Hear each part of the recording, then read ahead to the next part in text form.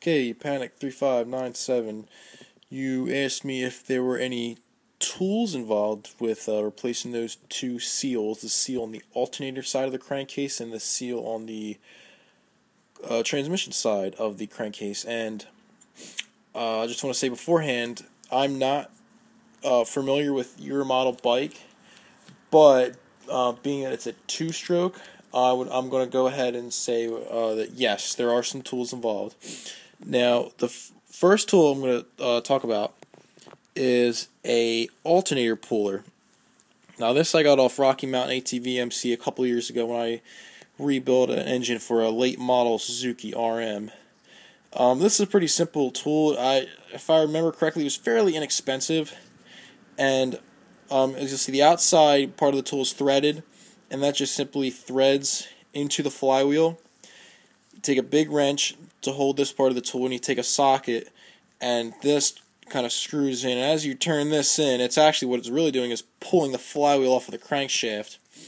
So go on Rocky Mountain ATV MC, see if they have a flywheel puller for your application.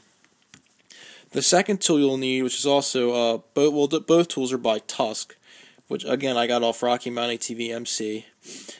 This tool serves two purposes. It has two points that stick out. That serves to hold the alternator while you remove the center bolt, and I'm going to use a clutch basket here to kind of demonstrate.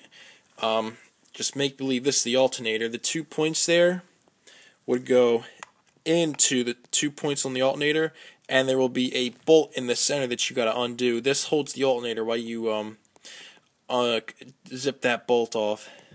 Also, this tool serves to hold the clutch basket. It's nothing more than a pair of weird looking vice grips. Now what this will do is, with your clutch completely disassembled, your pressure plate off and all your clutch discs out, what you would do is take the two 90-degree ends, and you'd have one end that would slide in there, and another end that would slide in between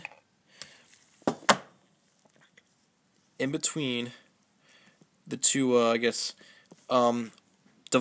provisions on the clutch basket that hold the clutches. So you'll have one of the ends of the tool in here, and another end of the tool in here. So it's kind of just like a big claw. What that'll do is hold the clutch basket while you undo the center bolt, and then that clutch basket will literally just come right off of the crankshaft, and the seal should be right behind it.